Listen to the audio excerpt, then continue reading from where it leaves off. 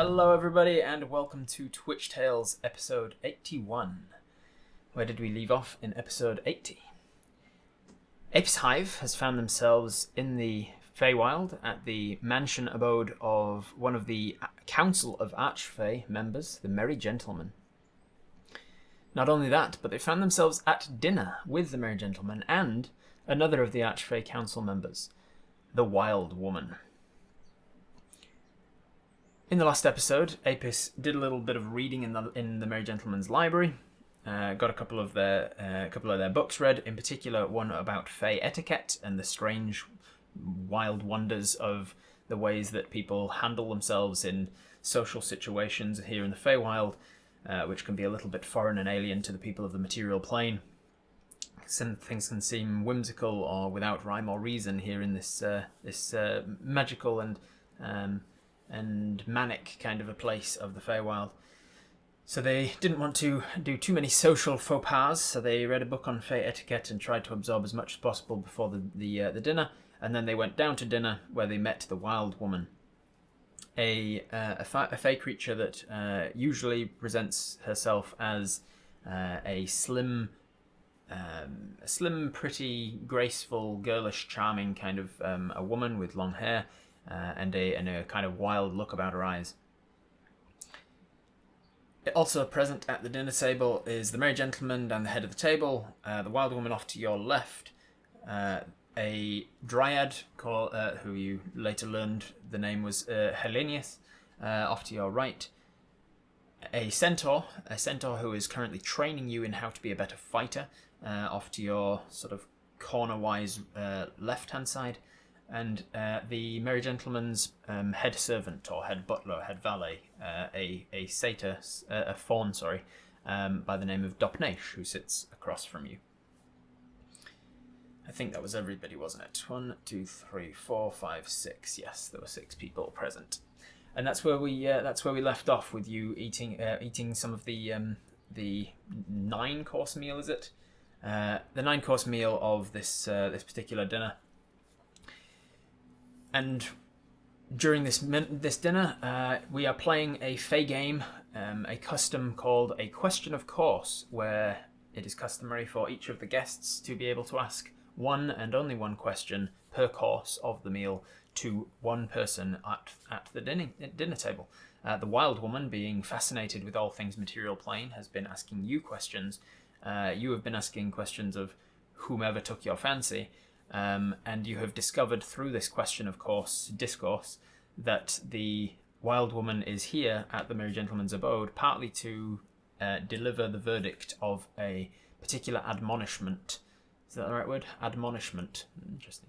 The Merry Gentleman has been dicking about with the bias, the difference in time zones, difference in time distortion between the material plane and the Feywild. You can spend a week in one place and it feels like a year in the other, sort of thing. That is known as the bias, and he's been dicking about with it, which is a big no-no among the Council of Archfey, apparently. So she's come to admonish him and say, hey, we know what you've been doing and you're going to be punished for it.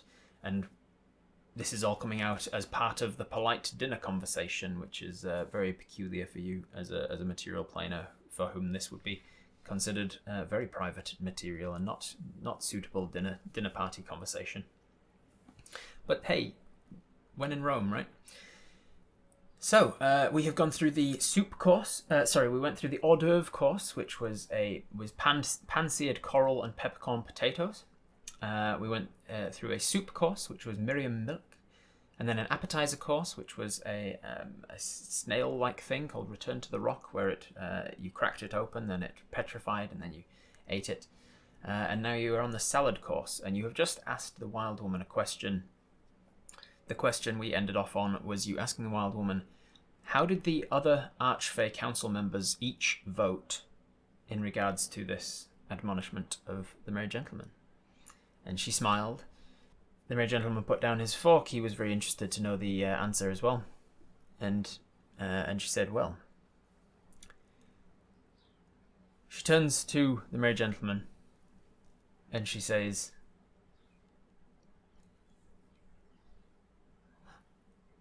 what say we make it our usual Wager, then. And he looks at her, curious and interested. You want me to guess? If you want to make it a game. You want me to guess how each of the other council members voted in my admonishment? Very well. But our usual wager won't apply if you're removing me from my champions. And she just pointedly turns from him to you. And then looks back at him. And the merry gentleman, seemingly picking up on what she's saying, even if you don't, says, that won't work. Apis is not one of my champions. She says, shouldn't matter. And he says, well, it matters in that I do not have say over what they do. They would have to give consent willingly themselves. And she says, I'm willing to take that risk. So the merry gentleman's eyes flick between you and her. Then, very well, I agree to your terms. And she says, so, how did they vote? The gentleman sort of steeples his fingers and says, well, of course, the Deep Beyond voted to kill me. And she smiles and says, of course. Says, of course. The Fruity Fellow, he voted to not take further action towards me. And she says, she just sort of nods and says, evidently. Says, he's always been a good one. Well, somebody voted to have me stripped of my... Somebody voted to have me stripped of my access to my champions for a while.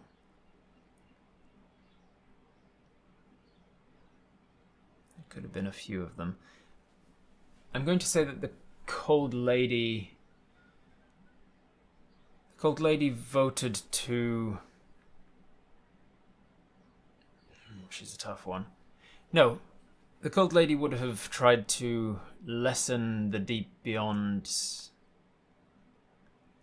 lust for blood, and she would have therefore voted not to let me go, but she would have tried to find a balance between the Fruity Fellow and the Deep Beyond by voting that some sort of punishment was necessary, just a slap on the wrist. And you see a big smile goes across the wild woman's face. All right. Which means that the Blue Tune would have gone the other way. Knowing how her sister voted, she would have gone with... She was the one who suggested I get stripped of my... And he doesn't even finish it, and the wild woman sort of giggles and goes... You can see in the wild woman that she has not only a face and appearance of somebody who's quite childlike and graceful, but her actions seem to be that as well. She seems to just enjoy being like, having like childish energy about her, even though she's quite clearly like a very old woman. And one of the names that you've heard of her is one of her many Fey names was Old Girl. You now realize why that seems somewhat appropriate as a name. She seems like an old girl. She's still very much a girl in her behaviors and interests and excitements and things, but she's just like a girl who's never matured out of that stage. Let's see. So that's the Cold Lady, the Blue Tune. She would have voted to more severely punish me. We have the Deep Beyond and the Fruity Fellow. The Jester, of course. Jester would have sided with the Blue Tune as soon as she voted. And then there's like this glimmer. You can see that he is like intently looking into the wild woman's eyes, and he says, but there's something more. The Jester voted further than that. It would have been the jester that suggested the bias reversal, and she's like bouncing in her chair now. She's so excited. Right. So the jester voted to reverse the bias after separating me from Mai, of course. Very clever move of him. Okay. The unknown is going to be a tough one to do. How did she vote? Though I see a little glimmer in your eyes that you had to remember for a second how the unknown voted. Which means that she wasn't on the forefront of your mind. And if she wasn't on the forefront of your mind, then she wasn't present, because if she was present, you'd remember.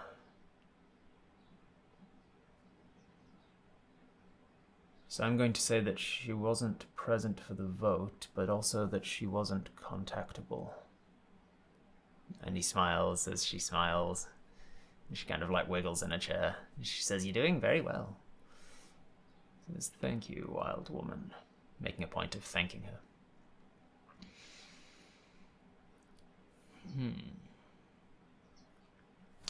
Now,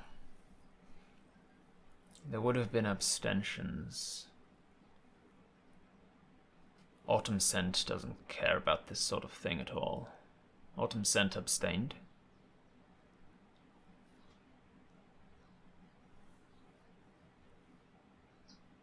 Night Owl... I'm getting to the point where I might make a mistake now.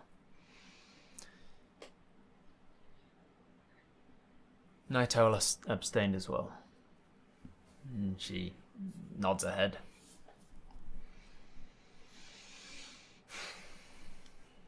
Which leaves the Husk, the Sporian, and yourself.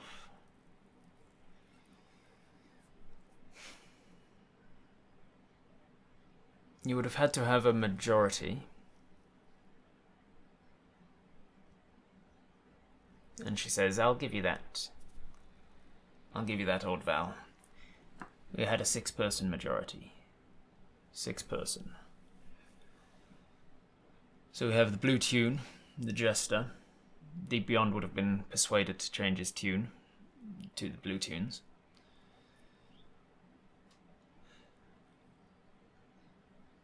Which means that we would have had the Husk must have voted with the blue tune. And she nods her head. Sporian I wouldn't have expected to vote with the blue tune, but is easily swayed, so Sporian would have eventually been persuaded to vote with the blue tune, and she's like, just like her plates and cutlery and things is just rattling in front of it now as she's so excited.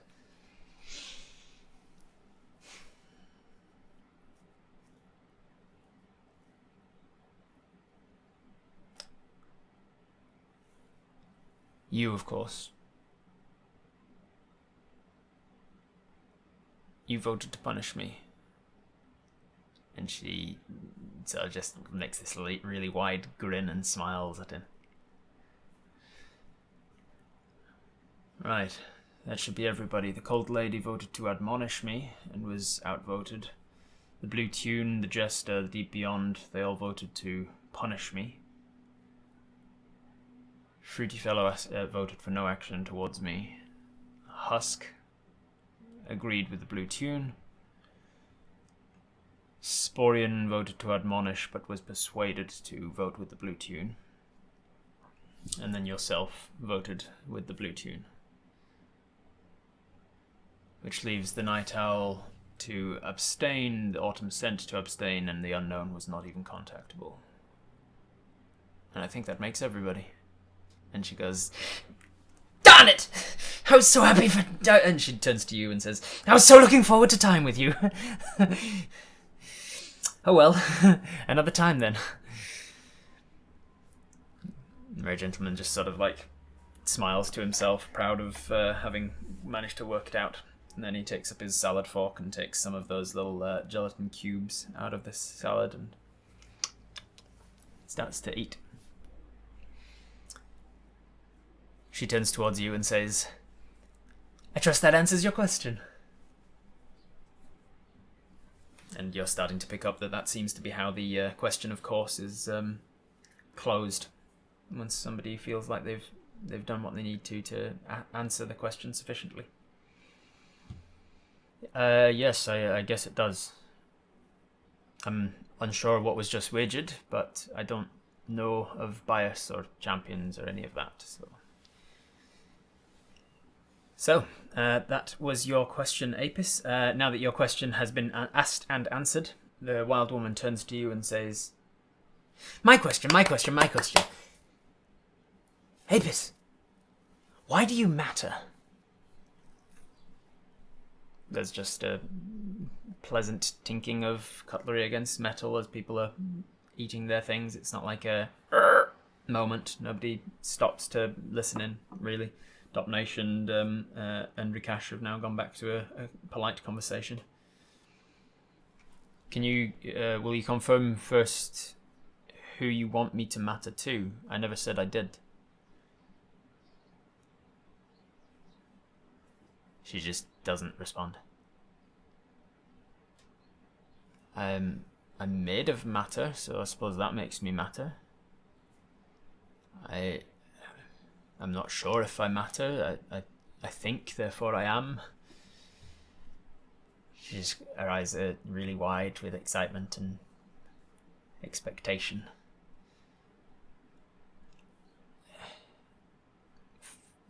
I matter for as much reason as you do. I'm alive and I'm sentient.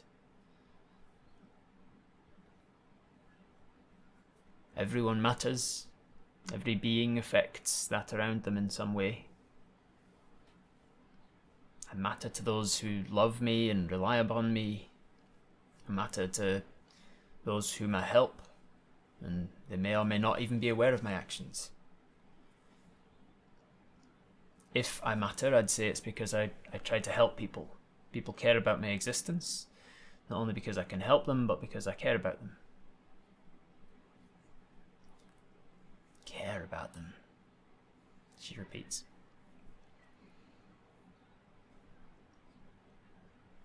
I affect the world as it affects me in turn, and that matters to me and perhaps to others, but you'd have to ask them that.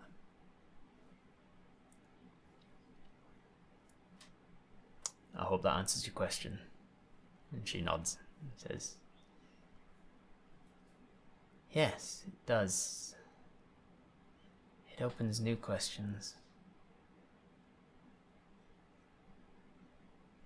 Care about them. This care. It's so closely tied to love. This love fascinates me.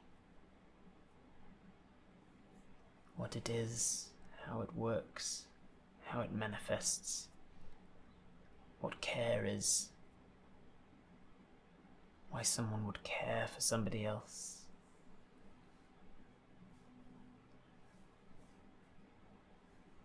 Is it in your blood? Is it in the air? Is it in your bones?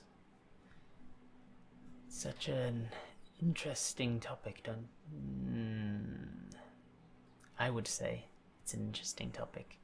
She almost catches herself about to ask you another question.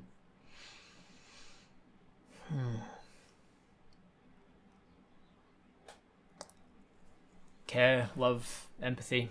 I'd find it fascinating if there were more in existence. You seem to love games. Surely there's something you care about.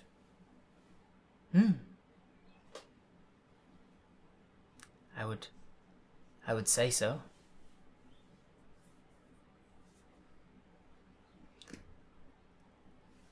You can see that the merry gentleman has been listening to this the whole time, but he hasn't said anything yet. He's just been listening and watching, and you can tell from the way that his eyes are slightly darting that he's definitely not fully paying attention to you, or rather his attention is split between what's going on with you and her and what the implications of how everybody voted must mean for him, must mean more than he's sort of letting on. as you've just learned from asking the dryad, give me a bit of information about everybody at the table.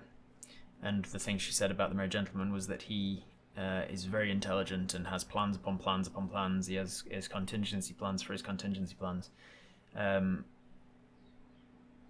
he is sort of a 4D chess player kind of a guy. And so you can tell that he's taking this new information about the arch phase into account, and he is thinking about things.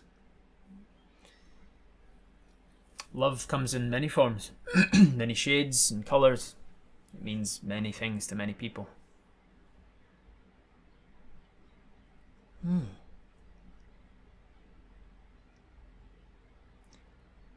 merry gentleman opens his mouth, and everybody kind of just realises that and turns as if they're about to hear his question. And he says,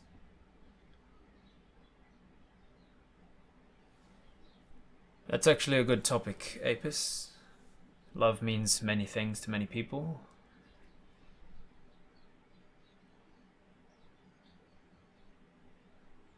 Who do you love?" And her eyes go wide as if like, oh, I wanted to ask this. And the merry gentleman asks his question this course to you. Who do you love? Merry gentleman's playing 4D chess, the wild woman's playing checkers, and we're over here eating the pieces. Yes, he directed that question to you, Apis. Who do you love? I love those who I've lost.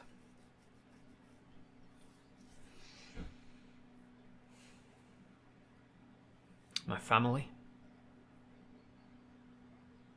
The family I lost, the friends I'm missing. I have love for many. My travelling companion, Empress, for instance. Empress is the Feywild name of the giant bee companion that you're travelling with. Her real name is Mel, but you know better than to give out real names in the Feywild, and so you give her a pseudonym while you're in the Feywild called Empress, because she is an Empress bee. She is a queen bee to a bunch of queen bees, so she's an Empress bee. You also give out your own pseudonym, Archer, but the merry gentleman already knows your real name and has been using your real name. I love my family. I love my friends, both those lost and those yet to come.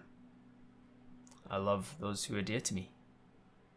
I love those who are currently within my trust, those who have been in my past, those who will enter my trust in the future. I love many in different ways and differing reasons. He specifically asked who, Riedel. Who do you love? I suppose in some way it could be said that there's love in me for everyone at this table. The wild woman is like visibly interested in that, kind of cocks her head and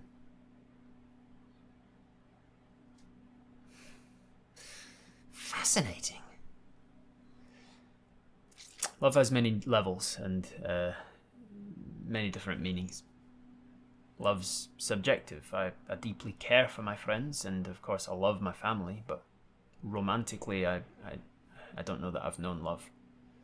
I love lamp. I love myself. I trust this answers your question. The merry gentleman nods in a way that kind of creeps you out.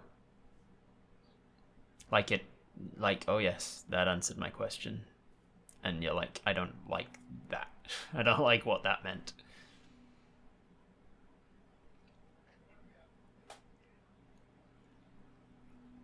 You mentioned family a lot. It must be difficult not knowing what happened to them.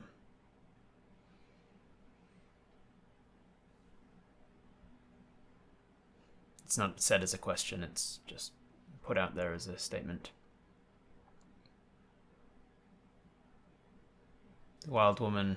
I'm going to give you an insight check. You are dealing with Fae, so it's going to be slightly harder because they are inherently much better at sort of deceiving and keeping their face from showing things that they don't want to show. But there is a chance that you might read something in this moment. Insight check. Ooh, 16's pretty good. 16 on the dice, 2 from insight from your wisdom, makes an 18 total. 18's pretty good. It's still not great in terms of like the modifier that an archfey's got for not showing things you don't want to. But you can see on her face that there's like what's that expression? She is showing just a hint of curiosity mixed with a dash of confusion at his responses about your family and how hard it was to lose them. That's what you'll get with an 18. And he says, must have been difficult. I'm sure it's upsetting to not know what exactly happened to them and to know the fate that befell those that you didn't find. And then she kind of like, her face loosens just a little bit, like relaxes a little bit. Anyway, and he puts his salad fork down, having finished his course, and the others at the table have done the same. Anything else you wish to say before the cutlery check? See if you scrape your cutlery. Yeah, that's an 11, not a 1. It's 2 ones. So you scrape your place twice. That's how that works. No, you do not scrape your plate this meal. Let's see if anybody else does at the table. Let's roll a d6 and then a d1 for them. Number 3, if anybody did it, it would have been the wild woman actually. And then roll her a check. She did not scrape her plate. The salad plates are moved away. The cleaned up by the staff. They were cleaned away from the table, and the 5th course is brought out, or rather, you can not brought out, but you can now look at it and select it from the menu. The 5th course, 1, 2, 3, 4, 5, is a fish course. The fish course, you look at the menu, the top half of it now blank from the 4 that have disappeared from the menu. And the next section is called Fish, a slice of the silverfin, served atop a variety of freshly drained berries and local fruits. The fifth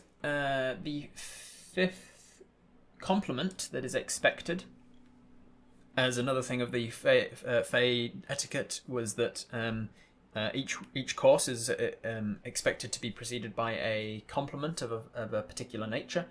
The 5th one is 1, 2, 3, 4, 5. It is the dinnerware. You are meant to compliment the dinnerware, and it is specifically the job of Dopnaish, who is the 5th furthest to have travelled, 5th closest to have travelled to the dinner today. No, 5th furthest. I got that right the first time. Dopnaish is closer than any of the other guests, and so it's Dopnaish's turn now to compliment. So before you all select your meal from the menu, Dopnaish says, My lord, the staff have done a wonderful job of polishing the silvers. Not silver, they wouldn't use silver. The copper and brass, silverware, I think. Silverware. The staff have done a wonderful job of polishing the brassware, and I think the crockery really suits the decor of the table runners and the decor of the room. I'm glad to be dining from such fine crockery. And the merry gentleman just kind of barely acknowledges it and says, and so just sort of nods in acknowledgement and presses his thumb to the menu that says fish, and then sure enough, as you go to put your thumb onto the fish as well, it disappears from your menu, not having selected it individually for yourself, but instead, as the merry gentleman selects it, it is selected for everyone, and you see a moment later why, because the center of the table is taken up by this enormous fish. you see that it is an enormous, oversized silverfin fish the size of the table, served atop drained berries and local fruits on a platter. And then appearing on the plate in front of you, in front of everybody individually, long copper tongs and an elongated fish knife, vaguely resembling a cake or pie serving spatula. You see that, not standing on ceremony, the compliment has been given. The merry gentleman's suit has changed, as is also the Fey etiquette between courses. When there is an even number of guests, the host is expected to change outfits. It has turned from like a moss-like texture to that of like oak leaves. It seems like it's one gigantic oak leaf that has been cut out to shape into his suit. You didn't actually manage to catch when that changed, but he's changing his suit without leaving his seat, it seems. The rest of the attendees reach out their copper tongs and their serving knife, and they start to carve off parts of this fish and serve themselves slices of it onto their plate, alongside some of the drained berries and fruits and such. Seeing them doing so, you reach out to start serving yourself some as well. As you begin to eat, nobody's talking until the first morsel hits the mouth. You can taste that the flesh is soft, sweet, and gives off aromas of summer. And with the tastes already turned up to 11 in the Feywild, and then the soup course specifically heightening your sense of smell and taste, it is more fishy and fruity than you have tasted ever in your life before. Check which cutlery they are using. Yes, you as you have done in the first 4 courses, you've just like checked with everybody which of the forks remaining people are using, because it's not as simple as working from the outside in. You have a little look around. You grab the right fork, and then you take a bite of the fish. As soon as you have done so, the wild woman turns to you, as you're expecting at this point, and you realize, yep, she's seemingly more interested in me than anything else, and so she's directing all of her 1 questions per course to me. After a mouthful of fish, she turns and asks, "What was the first act of kindness you remember receiving and giving?" It's a shame that Mel's missing out on this. Yes, well, when you talked to T2, I think his name was, one of the chefs that was creating all of this, he specifically said that he was asked to make some kind of a nectar for Mel. So you think she's not in the dining hall with you, but she is dining somewhere. Would we even know? That sounds like something from our childhood. What was the first act of kindness you remember giving and receiving? So by definition, it's something you remember. I'm asking you character expansion questions. You can think. What would it be? What do you guys think the first act of kindness you remember receiving or giving would be? It's interesting that you specify remembering it.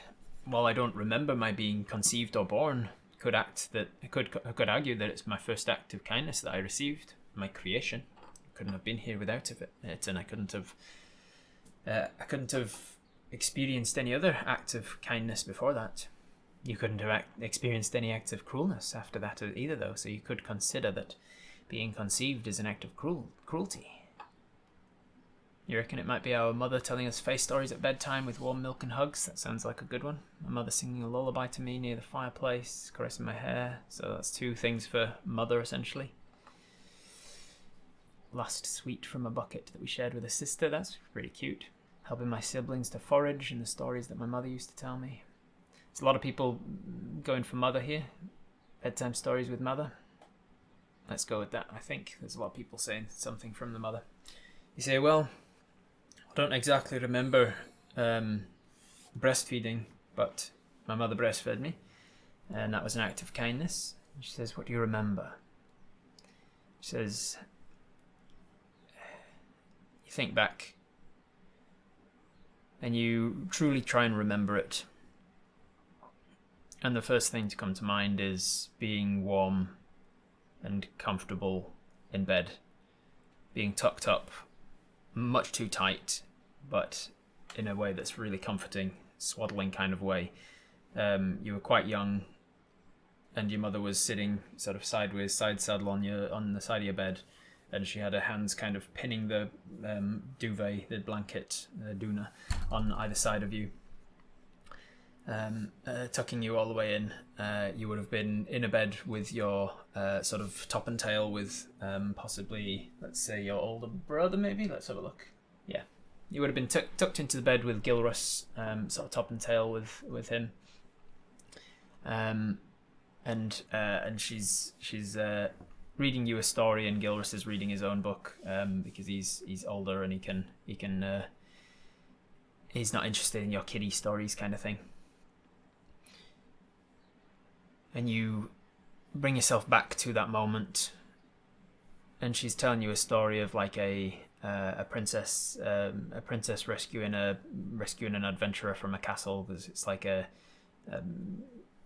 subverting expectations kind of a story, and it's one of these where she's got a story in mind, but she's just kind of telling it rather than reading it, and you're helping to provide some details and things. She'll stop for a second and be like, what colour do you think the dragon was, and stuff like this. And then she'll also use it as a teaching opportunity from time to time. Like you'll say like, oh, it's a blue dragon and it breathes fire on that, and she'll be like, no, blue dragons breathe lightning. So if it's breathing fire, it's a red dragon, and if it's breathing lightning, it's a blue dragon, and blah blah blah.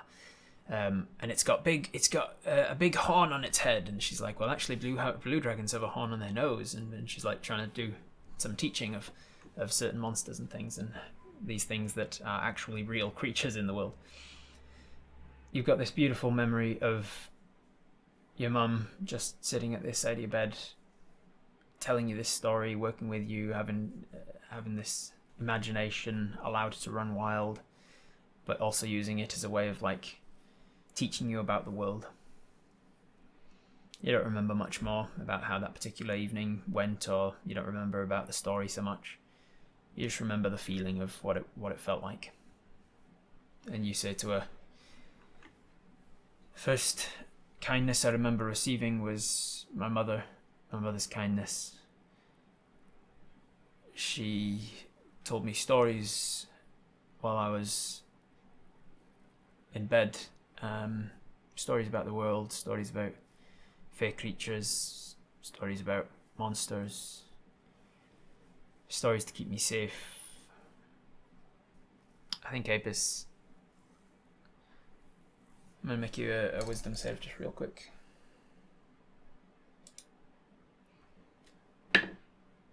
Two.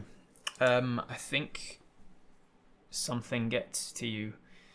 You don't feel despair here in the Feywild. It's impossible to feel those feelings in this plane. And not great sorrow, but there is a sadness that starts to well up at the fact that you haven't seen your mother in 3 years, and you don't know where she is. You don't know what fate befell her. You don't know if she died a horrible and gruesome death, being chewed and devoured by a green dragon. There's a definite state of like melancholy and nostalgia and some sorrow that seeps in. The wild woman turns back to the merry gentleman at this and speaks in another language that you don't recognize, the language she first spoke when you got to the room. When he responded to her in Sylvan, the language you do speak, and said, at this table we speak only languages that everybody can speak. She evidently ignores that request for now, says something to him in this other language, which has definite connotations of Sylvan. It seems like it might be some sort of ancient Sylvan. Primordial Elvish, perhaps, yes. She says something to him, and his eyes go to her, and he responds just a couple of words in this other language. There's a long pause, and then he continues and says something else about 4 or 5 words. And then she smiles and turns back to you, and then says,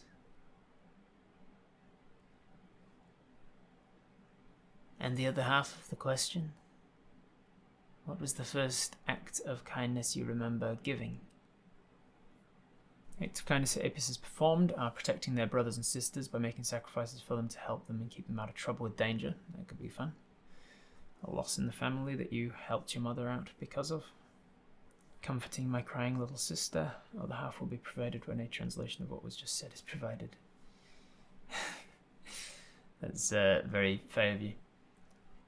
I will provide the other half of the question when you translate what was just said. I asked Ordval, and then he steps in and says, she asked me if I knew your mother. And? I said that I once did. It doesn't seem like something that needed to be in another language. It doesn't seem like you have made your mind up on whether you want the information that I have about your mother, or the information that I could get about your mother. My proposal is still on the table. We signed something more official about our relationship, Apis. And I will be more forthcoming about the information that I have and can find on your mother. I'm interested in the information, of course. It's just a case of whether it's worth the price to me or not. Understood. I believe you have a second half of your question to answer, Apis. What was the first thing you remember? What is the first kindness you remember giving? What do we think? Kindness for comforting a crying sibling, kindness for comforting my mother, keeping the siblings out of trouble, taking a bullet for something that they'd done, getting in trouble on their behalf, bringing a wilty old flower to give to our sister, finding a small squirrel in the forest and taking it back to its mother. Another squirrel once helped me find my way out of the forest. Might have been the same one. That's a cute one as well. Probably picking a flower for a mother or something. Taking the blame for a sibling. All of these thoughts go through your mind. You have vague recollections of all sorts of things, like taking the dive for your middle sister Yangrit. Yangrit had done something. What would she have done that she was going to get in trouble for? She'd forgotten. She didn't do one of her chores. She forgot to close the sheep pen or something, and the sheep got out. Something like that. The sheep had run amok, and Yangrit was sobbing, and she was upset, and she was like worried that your father Lutram would be pretty severe in his punishment, because it was the second time she'd done this in like a week. And you remember seeing her getting really upset and frightened about what was going to happen, and she was meant to be going out to play with her friends, and he was going to ground her or something, or he's going to make her paint the fence. He's going to make her do some sort of menial chore as like a way of showing her how important chores were. And you remember taking pity on her, and you took the fall for it and said, Yangrit did close the fence, but I opened it again because I had left something in there, one of your dollies or something you'd left in the pen, so you ran in to go get it, and then on your way back out you mustn't have closed the fence properly or something, and you lied about it, but you got in trouble, and you remember taking the fall for her. And you think about that moment. You also think about another time that your mother had like a shouting argument with somebody downstairs, and you don't remember who. Actually, make a memory check, see if you remember who it was. 5. No, you remember it was with your history check, that would be an 8.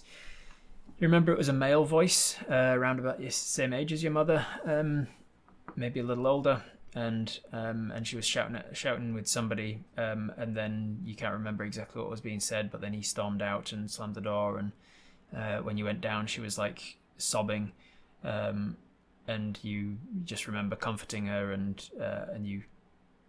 she was being very coy and shy about what it was that had happened, but you remember like rubbing her back and then being like, I'll make you a cup of tea, and you ran off, and it was the first time you'd made a cup of tea, and you made a real dog like pig's ear of it. Like you didn't know, you'd only really seen it being done. You were real young at the time.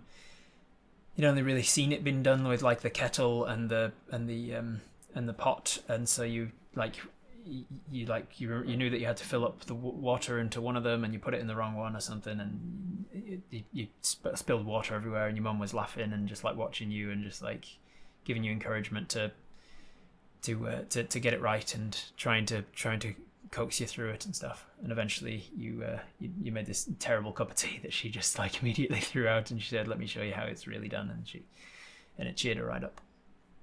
Left the tea leaves in the mug. Yeah, it was all gross, it was soggy, all sorts of things. Milk into the water. Yeah, you put the milk in first. So you think about these, and you say, I think the first kindness I remember is just helping my family. My mum was upset about something, and I helped her. My sister was upset about something, and I helped her. Just I don't know which was first. I also plucked a flower for my younger sister Seda once, which really cheered her up, because it was a flower that only grew deeper into the forest. That must have been years later, though. It was when I became a ranger. But that's another act that I remember. She really enjoyed it. She pressed it and kept it for a long time. I think maybe she still had it.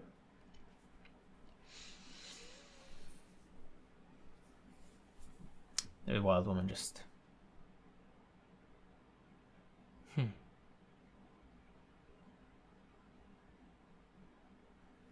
She takes the fish knife, the long sort of carving knife from the fish, just a real thin sort of filleting knife,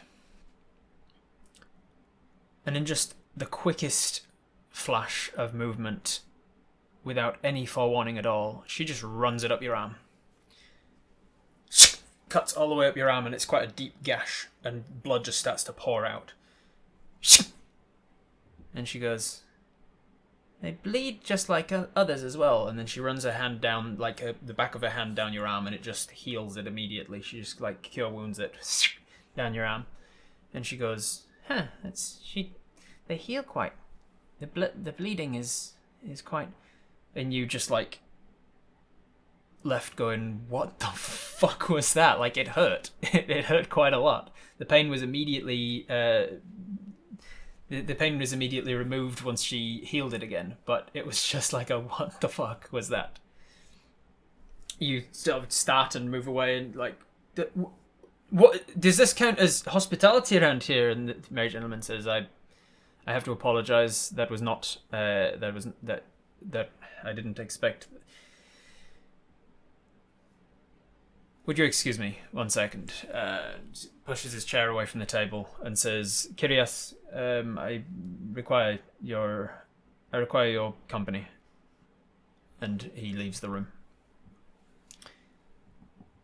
She gets up from the table, and she has a vision of like, what, was that weird?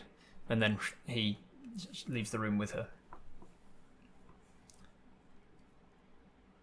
And you're left there in the room with the Dryad on your right, the Dopnaish opposite you, and Rikash to the opposite side. And Rikash says, that was not uncommon for her sort of behaviors. I can understand that would be very unusual to you at a dinner table. She has a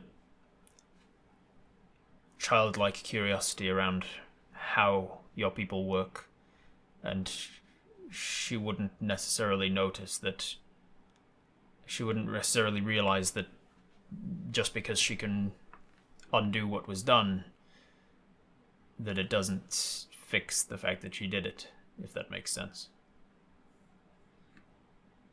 Yes, that's it was very startling indeed.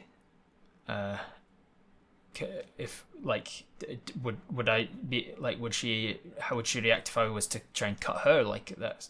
She would find it fascinating, I'm sure, but you probably shouldn't. Dupnesh has gotten up from the table, walked around to you, by the way, and has started to cast mending on the sleeve of whatever it is that you're wearing. As just like moving his hands over the thing in almost like he's stitching without anything in it, and you can see that there's just like these faint threads of magic that are just kind of appearing golden like in the air and stitching the clothes together. And Dupnesh says, it is unusual that she would. Well, it is not unusual, but she is interesting company for sure. Are you okay? Dupnesh asks you. Are you okay? You are well. You're like, well, I mean, it hurt, but I'm fine, I suppose. After he's mended the clothes, he then begins a similar sort of small magic casting of prestidigitation to clean the blood off of the clothing as well. I mean, I'm angry. Physically, it's healed, but I just hope that she won't aim for my throat next time. No, she has no intention of harming or hurting you. She is studying you, I think. Well, the doors open again, and she walks back in with the merry gentleman, and she looks like a petulant child. She looks like she's just been told off, and like really is really sad about the thing. Could remove all of her cutlery. You can, yes. You can reach over and grab that if you want. She's all like, as if she doesn't understand what she did wrong. So votes. You can put a thumbs up or a thumbs down in the chat using the emotes that you have available to you. Do you want to move seats? Yes or no? Ooh, interesting. There's some dissent here. Power move, stay with it. Like letting her win. I think the no's have it by the looks of it. There was a few yeses, but I think the no's have it. You're going to stay where you are as a bit of a power move or something. Alright, so Apis is in two minds about it, but thinks, no, actually, I'm going to stay here. I'm going to stay here and not let her win, or not let her know that she's gotten to me. She comes back and sits back down next to you. And then Dupnesh goes back round to his seat and takes a seat as well. And then there's just this sort of silence. I'd prefer you to ask permission before you slice me open for one of your experiments, especially so that I know you can fix it before I bleed out on the Lord's floor. It seemed rather rude.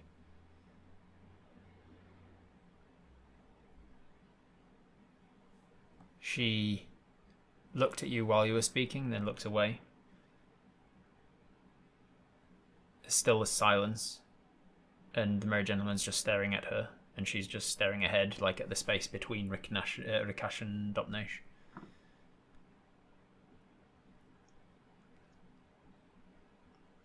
There's an even longer silence. The merry gentleman eventually, and she puts her head down and says, "My apologies that I attacked you, if you can call it an attack. It was not my intention to upset. I was curious how your body worked, and I thought it would be fine to..." And he says, "That's enough." She looks sour.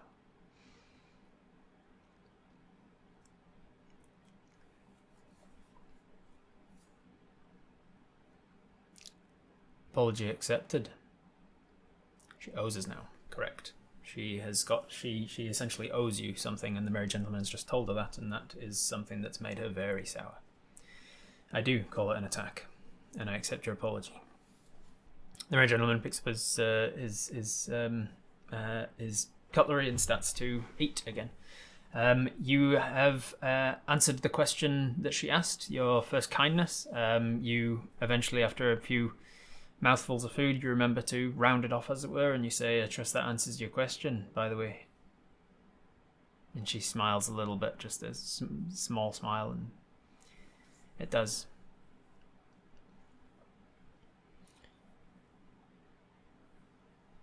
She may owe me something, but what can she do with my blood? She didn't get it. She didn't capture any of your blood in anything. She just wanted to see if you bleeded, and if you bleeded blood, and if you bleeded red blood, and how easy it was to cut your skin. And she could have been looking for any number of things, but it was she was described. For those who don't know, she was actually a redemption from the community. If you have channel points, you can use them to redeem certain things to include in the game, and if and when it makes sense to include in the game, I will do so. But there's no guarantee that it'll come up anytime soon. A long time ago, somebody redeemed an Archfey, and because I was just at the time finishing my 12 Archfey and sort of fleshing them out, it was a perfect time to do it. And I was like, actually, there's one that suits this description very well. But how she was described is the sort of child who will crush a beetle just to see the pretty colours and not have empathy for the thing that she's just killed, kind of thing. So she's that sort of a person. She's got curiosity and not the empathy to realise who she's harming in her little experiments and curiosities. So she isn't trying to hurt you. She didn't capture your blood in a vial or anything that you noticed. She was just interested. Did anybody scrape their cutlery during the attack? Let's find out. Let's roll one for everybody. Let's go this, and this. And this one for the other two. If any of these are a 1. None of those were a 1. No. Nobody scraped cutlery.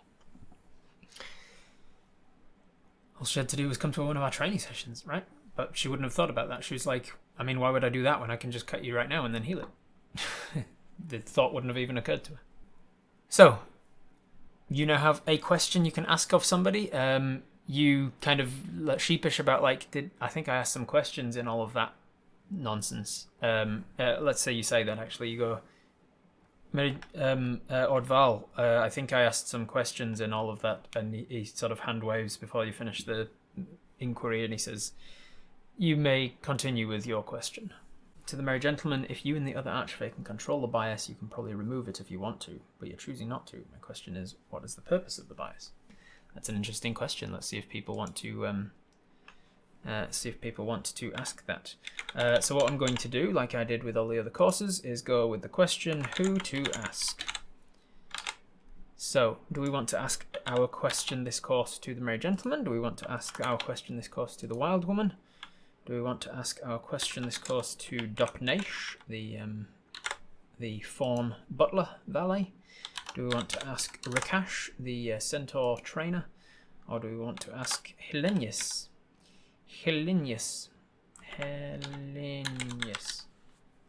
the Dryad that sits beside us? Merry Gentleman gets 61% of Apus's mind wanting to ask them a question, so you do so. You ask a question of the Merry Gentleman. What are we going to ask him? What is the use of champions? What's the point of the bias? Ask the Merry Gentleman something about your mother. What do you want to ask a question? You can start writing them out and I'll put them into a poll. How does the decision of the council actually affect you? Ask him something about the Wild Woman. Can Archfays feel love or loss? How do I cure a weir curse? Was our mother one of his champions? Does he have knowledge regarding the fates of our family that we would be interested in? That's a good one. Family questions are best left for after dinner, I think. Maybe. Alright, so information about our mother. I'll put as all one option there. Information about the Wild Woman. Information about his champions. Information about the bias and how that works. or something else. Information about the deals he's made, or his past, or something. Information about himself. All right. With a 68% majority, Apis wants to ask something about the bias. The time dilation between the Feywild and the material plane.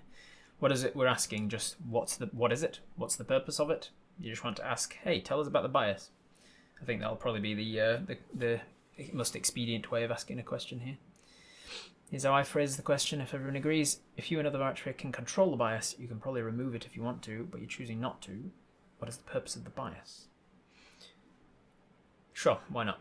You say you eat down into your meal, and you say, Lord Val. Yes, Apis.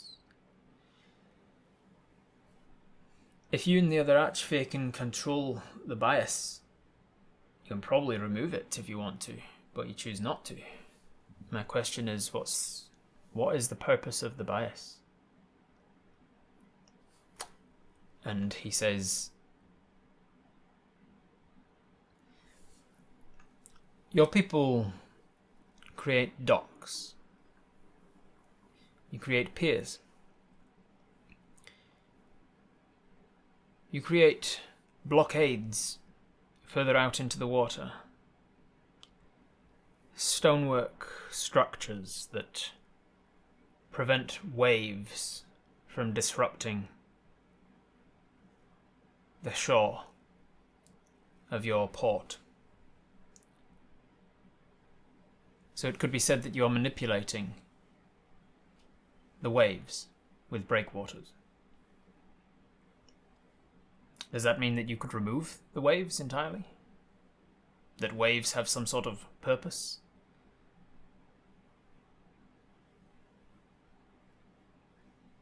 The bias exists. With our powers, we can choose to lessen the impact of it, reduce or increase, manipulate. We cannot remove the bias, nor cause it to cease. The bias is as it is, and we manipulate the effect that it has on us. It cannot be removed. I would be surprised if even the gods could remove it, if they should choose. I trust that answers your question.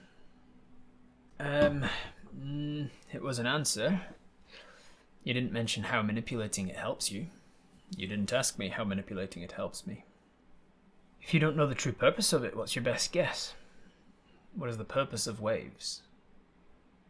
Do you understand what I'm saying? It's not a thing that has a purpose, it just is. Left me with more questions than answers, as good conversation always will. Waves are a construct. Yes, as is the bias.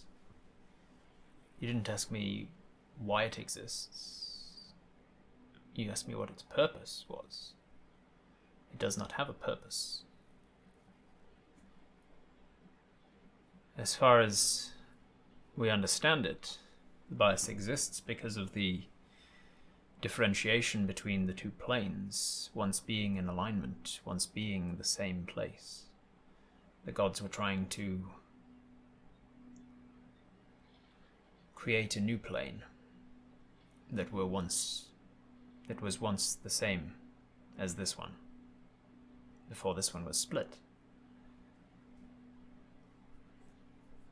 The bias is due to the nature of these planes' proximity to one another, and how that proximity can change. It's a force of nature.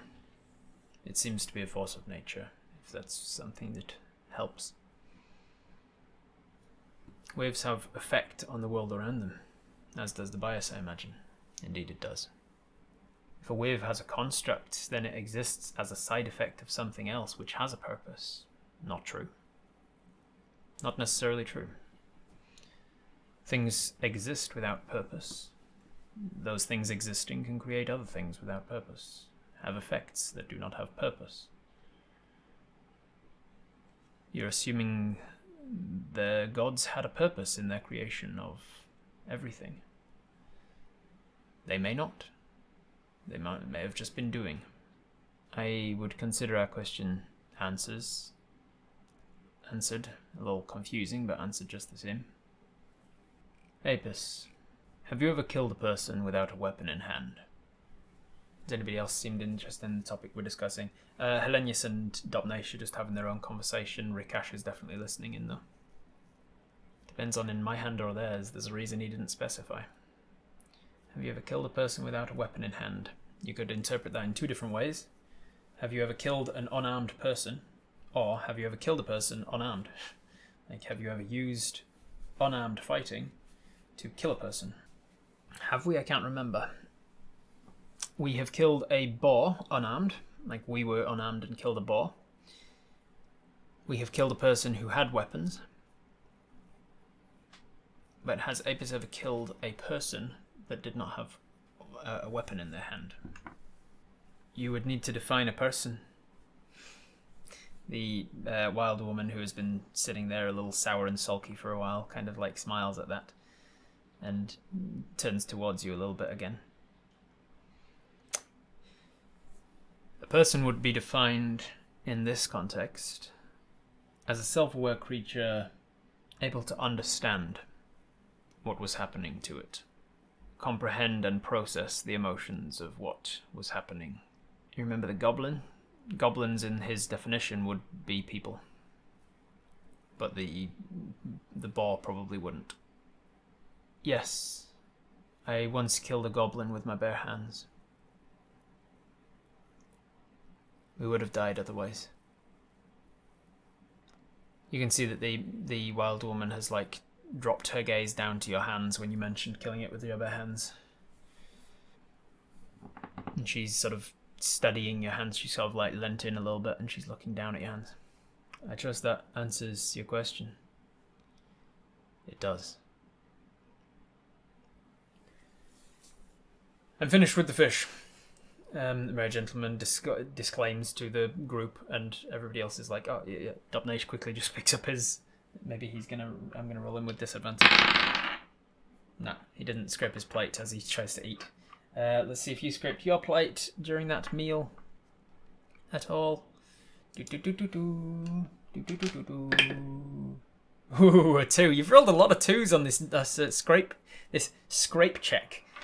that's the third 2 you've rolled in 5 courses. You quickly finish off the meal, and the next course is prepared to be brought out.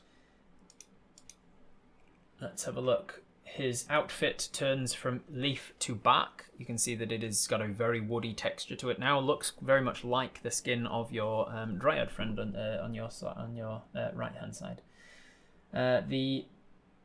The dinner guests only number 5, and there are more than 5 courses, so you don't know exactly what happens in regards to the compliment that is expected. So after you sit there for a little while, Dopnate says, Monsieur l'Archer, it is back around to you to provide the compliment, and in this manner it is customary to proceed the 6th course with a compliment on the host's attire. And he sort of gestures towards the merry gentleman's attire, and he is wearing this suit that looks like it's made of a very soft and supple wooden bark. I have noticed your many suits over this dinner, and they're all equally pleasing to the eye. Your ever-changing outfits, phenomenal. Really reminds me of being at home in the forest. Thank you, Apis. Makes a point of making eye contact and thanking you. The main course. And he gestures to each of you to look at your menu. You look at the menu, you see that the menu is... Where is it? The main course. Spit roasted venison and barrelberry. The largest barrelberry of the area meets its smallest hunter in a dish of extravagant flavour. As you press your thumb into it, you see that this how is it presented? Oh, that's right. Yes, that's right. As you press your thumb into the thing on the menu, it brightens and then disappears from the menu, as all the others have done. You move your menu to the side to see that materializing on your plate is an entire deer. It is about the size of a quail, so it is a very tiny little deer, about this big. And it is resting on, and it also has only 2 legs. It is a 2-legged version of a dik-dik kind of deer. Dik-dik. Tiny little, cute little thing.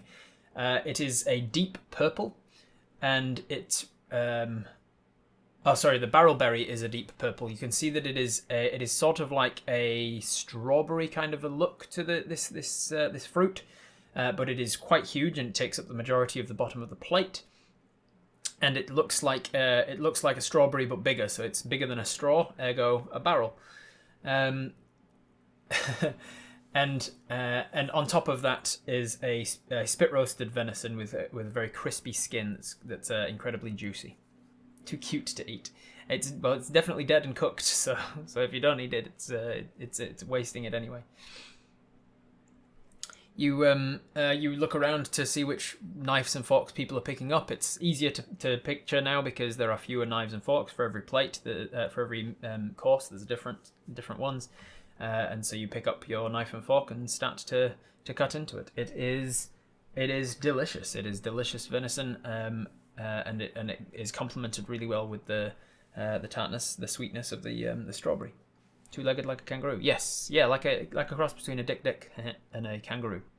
Does anybody want to get in there with a question first, or do you want to ask your question last? Because the wild woman is currently turning towards you, opening her mouth, and she is seemingly interested in asking you another question.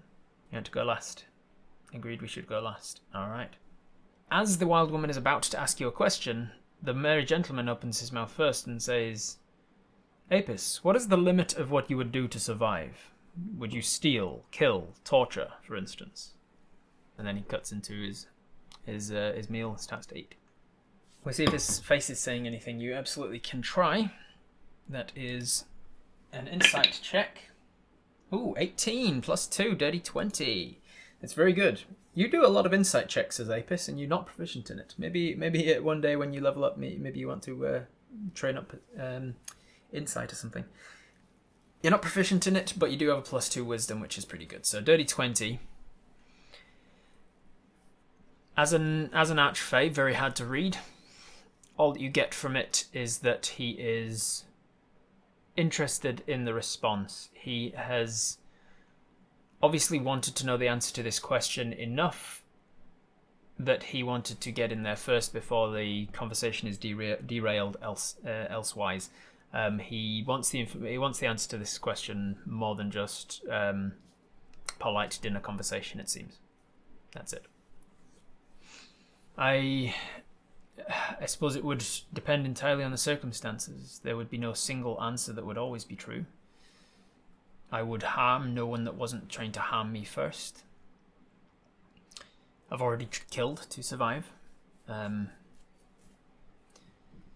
Trouble seems to like me. I have done most of those, because I'm going to change all to most spates, because I don't think you've ever tortured to survive. I've done all of those, but most of those, but to kill an innocent for my survival would be a hard thing to reconcile for myself. It's a situational question. I wouldn't know until I was in that situation. Depends on the circumstances. I wouldn't kill an innocent individual, but I have killed those who've tried to capture me or harm me. I would try to survive without causing undue harm to others. I would defend myself to my best ability, but harm without danger to myself I could not abide. If my life depended on it, killing another is as far as I would go. The price must be lesser than my own life. I don't believe I would torture a living soul, because life is precious. I very much see torture as past my limits. I don't enjoy watching people suffer. You say pointedly towards the towards the wild woman. I'd rather offer a quick mercy kill if I know that I can't heal or help this being. Would you steal to survive? That was another example that he used. You would kill to survive. Would you steal to survive? Intentionally scrape the plate. We'll put that to a vote in a second to lighten the mood. Ultimately, it's a philosophical question. What I say now might not hold up when push comes to shove. It's usually the way, yes, he says. It's a good way to know oneself, though, to see what limits you would push. Extreme resorts like torture and kidnap would be a last resort, and I'd have to weigh my survival against the burden of living with those choices. I trust that answers your question. Yes. Thumbs up, thumbs down for scraping the plate, just for lightening the mood purposes. If you scrape the plate with a cutlery, you just have to touch the offending cutlery to your nose, and then you're not allowed to wipe your nose for the rest of the meal. So you might be left with a bit of barrelberry on your nose.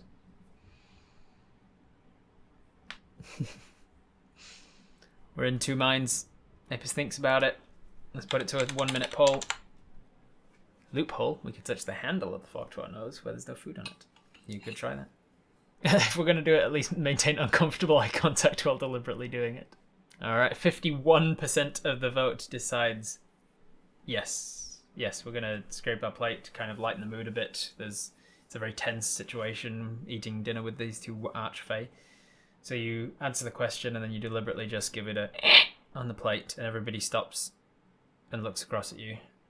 And you say, And you take the fork and you look at the wild woman, and then you touch the base of the fork to your nose, and she smiles. And she's in chipper moods now, like a child who has been admonished and then has forgotten about it and is now moving back on. She's excited. She sees you get around it with a little bit of a loophole.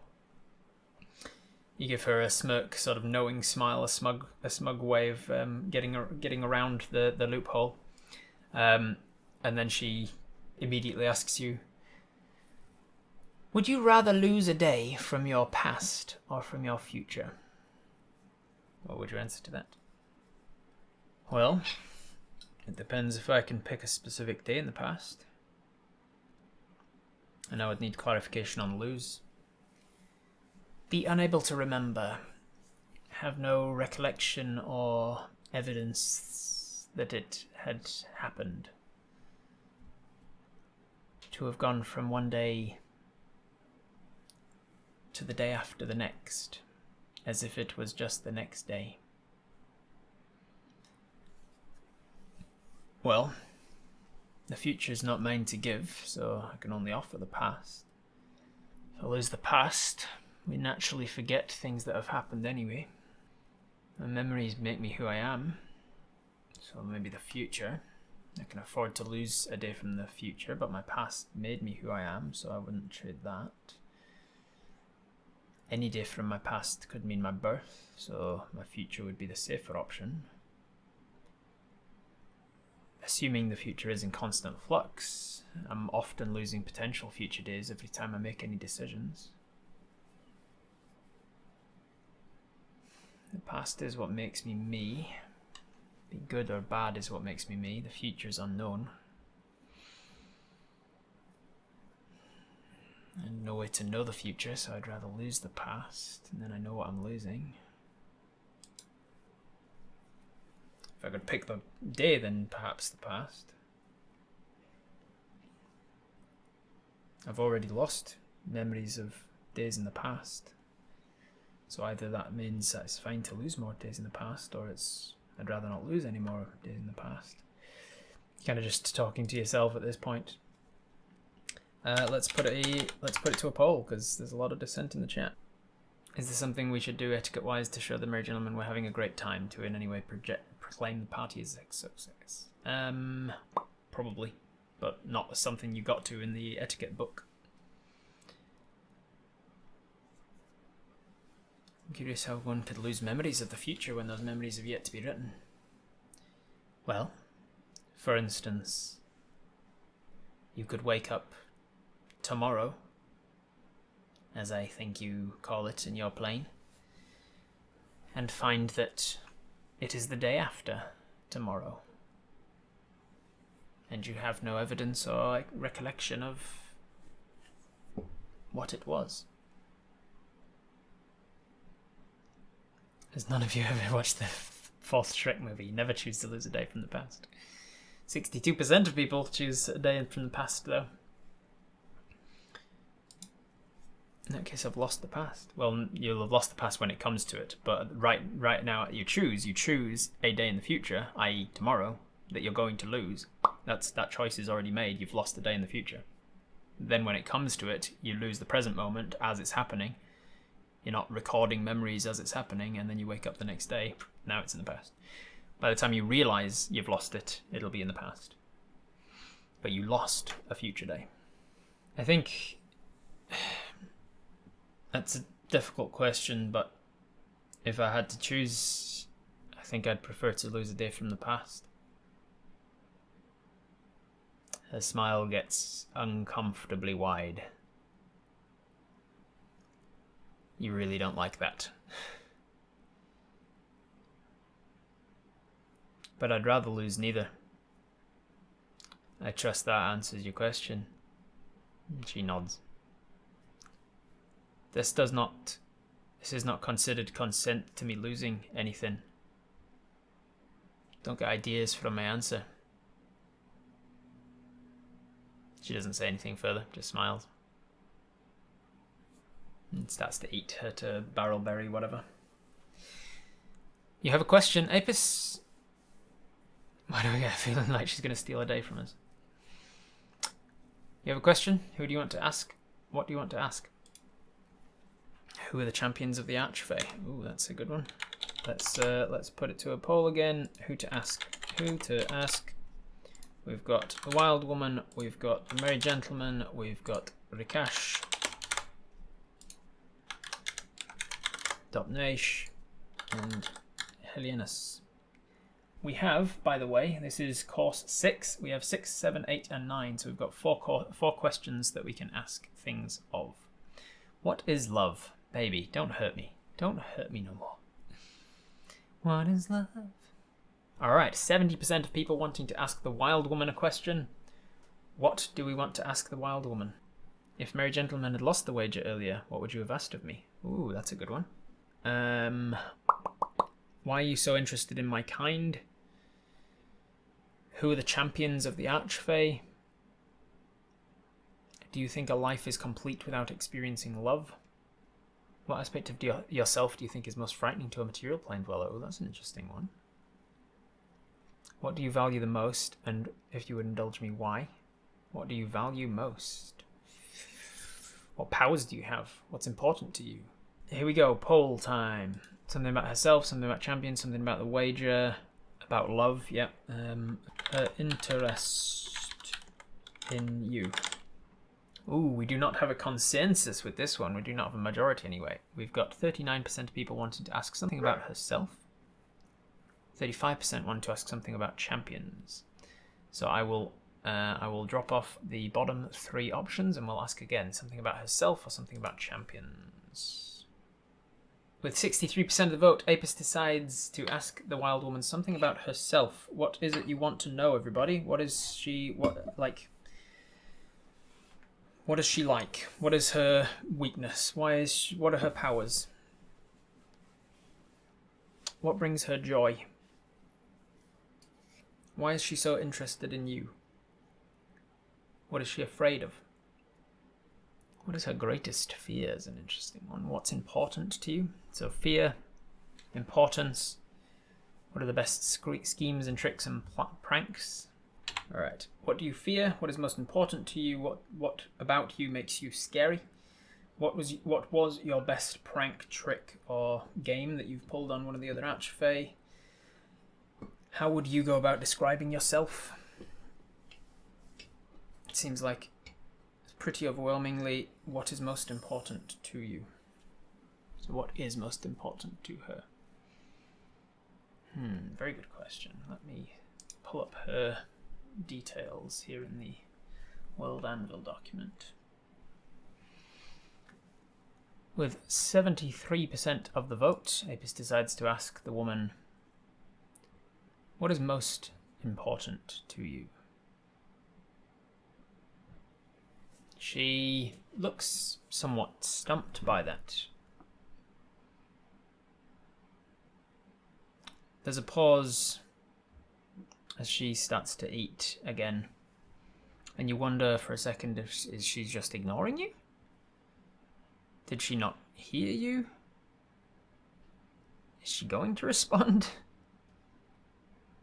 You open your mouth to start to repeat the question, and she says, I suppose I am.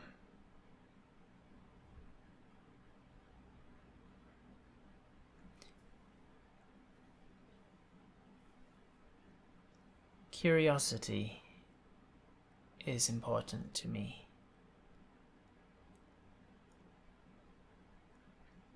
My powers, my abilities, my skills, my rule over Donga, the wilderness.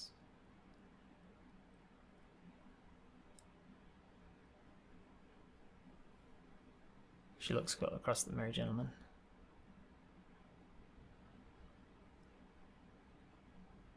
My fellow Archfey.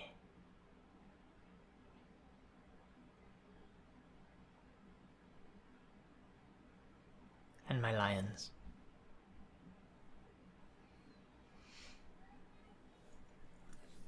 I trust that answers your question.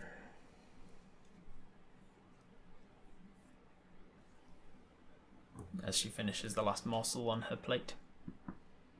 So you could say you love your fellow Archfey and your lions. I don't think so. Did she look over towards the merry gentleman? Yes, she did. The last of the food is cleared away, and the merry gentleman, you can see this time, waves his hand down below the table, and then up from beneath the table, his appearance changes from that of a wooden texture to that of bark texture. It seems to just shift from the bark of wood to like the much more wooden plating, like the core of a tree rather than the bark of the tree.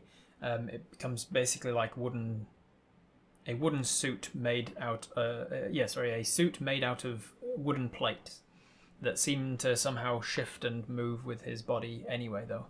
They're fluid when they need to be fluid, but they'll immediately harden again once he stops moving. The person who came from the next furthest away to yourself is the wild woman. She turns to the merry gentleman and says, "May I say that the presentation and preparation of this food is quite remarkable, Ordval. It has been presented in a manner befitting of the fruity fellow himself." The merry gentleman's eyes actually go wide at that and says, "Well, high praise indeed." "Thank you, Curious." And she sort of smiles. And then he looks down at his menu, and you see that the menu, the next course, is a palate cleanser. A palate cleanser course known as serotonin serum. Squeezed from a willing frost drake lizard, this palate cleanser will purse your lips and bite back. Touching a finger to it, appearing on the plate in front of you, you see a blue mushroom-looking dome of a ball, essentially. There is a tiny lizard that is underneath this little ball that you can see, that is just like sitting on the plate. A tiny little white frost lizard, kind of looks a little bit like a white dragon. You are familiar with drakes and dragons and wyverns and all sorts of dragon kin. and you can see a tiny little white dragon-looking thing. It's definitely not of the family of white dragons. It's not a white dragon wyvern or anything, but it is a one of the non-true dragons, as it were. The blue mushroom-like dome is coming from the head of this thing. Like it's I don't know if any of you know tuatara. Tuatara are native to New Zealand. They're a reptile, but not a lizard. They look lizard-like, but they're much more sort of dinosaur-like. They have like a little hole in the top of their head. It's not like open, but it's a hole in their skull that acts as a third eye, essentially. These things look a lot like that, only the little hole is more of a sphincter than a third eye, and it is exuding from this like this gland on the top of its head, this blue mushroom, which is slightly growing as you see it on the plate. It's actually growing slightly as it continues to exude it. You look around to see what other people are doing with it, and you see that they've taken up one of their spoons. Its head is farting out food. Yeah, yes, it is. Its head is farting out food. They've taken up one of the tiny little delicate spoons that's got a slightly straighter edge on one side of it. And they are scooping the blue from the top of the head. They sort of like hit the nose of the lizard, and they scrape up its forehead, and they take the whole thing, and then they just sort of like sup at it, nibble at the small dome of blue mushroom. So you do the same, and it cuts it off, and then you can see like more of it starting to continue to sprout out from the top, and the little eyes of the lizard are looking up at you. You can see that as you cut into it, it's got like a jelly-like movement, and then as you bring it to your mouth and start to eat at it, you see that it's got like a lemony sour ice cream kind of a texture. It clears the palate of all of the salt and spiced flavors up till now, and it brings you a small high as well. I'll make a Constitution saving throw because technically this is a poison. And you have advantage because you're a dwarf, and so you might not actually experience the extreme sweetness of the desserts if you don't succumb to the poison of this serotonin serum. That is with advantage a nat 1 or a 12. I forgot to turn the thing on. Nat 1 and a 12 there. So with a 12 plus your Constitution save, which is a +2, is a 14. 14 is enough to save against this particular poison, and so it does clear the palate, but it doesn't. Your dwarven constitution is not something you can choose to turn off, unfortunately, Millsy. You can't choose to fail it. You can choose to take more of it, and then you can try and fail against it over and over again, I suppose. But you will always have advantage on it because you're a dwarf, and that's just passive thing of who you are and how your blood reacts to poison. You can taste that your tongue has just kind of gone completely neutral, completely zeroed, essentially. It wouldn't give you the poisoned effect. It would just make the only effect the poison has is to make your taste buds explode in the sweet receptors, essentially. So during this little palate cleanser, people sup at the blue thing. They put the spoon down, and then immediately the lizard disappears, and people have a moment of break, essentially, from food. It still counts as a course, and so you can sort of sit and let your barrelberry, whatchamacallit, what was it called? Spit roasted venison and barrelberry. If you can just let that sit and digest while you ask your questions. Do you want to ask a question? Completely zeroed. Does it cancel the effect of the soup? It completely zeroes the tastes that are in your mouth, the leftover foods and things, the salts and the sweetness and everything that had happened before. But it didn't cancel out the effect of the soup, meaning that tastes and smells are heightened. Has the wild woman cut in her food since we took her cutlery? You left her with one spoon. It's I think Fancy specifically said we took her cutlery and left her with one spoon, and she used that happened to be the spoon that she would use for the palate cleanser. For the dryad lady, we want to ask her which wood would be best to make panpipes out of. Does it count if we scrape the drake's scales? We're not touching the plate, so we can't scrape a spoon. Yeah, that's no scraping on this particular meal. All right. So, do we want to ask a question before somebody else does, because they are getting in there with their questions now? You can see that both the Merry Gentleman and the Wild Woman have turned to you. They're going to ask you questions. Seems like you have become the most interesting to them, and the others are starting to feel a little bit left out, perhaps, from their expressions. You can see that Dopnation, Hellenius, and Rikesh, but all having to sort of ask themselves questions just to feel like they're a part of this party. Just ask how much wood would a woodchuck chuck if a woodchuck could chuck wood. A woodchuck could chuck no amount of wood because woodchuck can't chuck wood. But if a woodchuck could chuck wood, how much wood would a woodchuck chuck? Well, if a woodchuck could chuck wood, would a woodchuck chuck wood? If a woodchuck could chuck and woodchuck wood, how much wood would a woodchuck chuck? About a kilogram. Let's wait to see if they ask something. I like the idea of asking Rakash something. Alright, well, let's just roll an initiative check for you, the Merry Gentleman, and let's go with the green for the Merry Gentleman, this one for you, and the Wild Woman for blue. Let's go with that. I'm just going to roll an initiative check, see who gets in there first with the question. This is the Merry Gentleman. So the Merry Gentleman will get in there first, the Wild Woman will probably ask after, and then you got the 5. So that is you last, it seems. Merry Gentleman opens his mouth first and says, Apis, what is the least amount of gold that you could imagine living on moon to moon? Oh, sorry, month to month. 0. I can live on nothing. I trust that answers your question. It does. It's what I expected. The Wild Woman immediately follows that up with, oh, that was quick, and goes, Apis, if you knew that this was your last cycle, would that change your plans? Would it change how you live?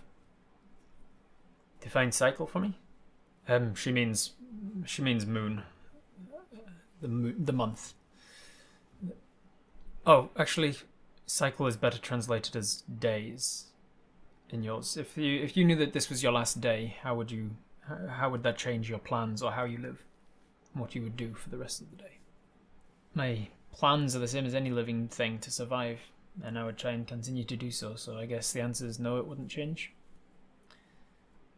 This could well be my last cycle. Nothing's a given. I live as best as I can in the now. I trust that answers your question. I suppose it does. She sounds very disappointed. Now it's your turn. Who are you asking a question of, Apis? Let's put it to a poll real quick. Wild Woman, Merry Gentleman, Dopnation, Rikash, or Hellenius? Hellenius. Interesting. We've got 39% of people wanting to ask Hellenius something, 36% wanting to ask Rikash something. So we will drop off the other 3 because we did not get a majority and go Hellenius or Rikash. 66% of the vote deciding, let's talk to the Dryad on our side. Not only because it turns us directly away from the Wild Woman and her creepy unblinking eyes. You realise why one of her names is the Unblinking. You turn to Hellenius. What are you going to ask her? Hellenius is the Dryad on your side who looks after the Dren tree. The only question I've seen people proposing to ask the Dryad is which type of wood would be best to make panpipes out of. So if you want to ask her about that, you can do so. You can ask her about flowers for Mel. Are there any nice flowers that Mel would like? Can you tell us about the tree that you look after? You could ask her about the water in the moat around the tree, the one that burnt you. Can we grow fey flowers for Mel in the material plane? That's a good one. Alright, let's put this to a poll. What are we going to ask Hellenius? Something about the Dren tree, the giant tree that she is partly in charge of looking after. Something about panpipes and how to create some new panpipes out of some fey wood or something. About flowers and fey flowers and their effects on bees and whether we can grow fey flowers in the material plane and any of that stuff. Are there any medicinal flowers that we should know about or anything like that? The moat, anything about the moat of seemingly glassy liquid water that we tried to take some of and it burnt us like acid. And we now have a vial of it sitting in our pocket.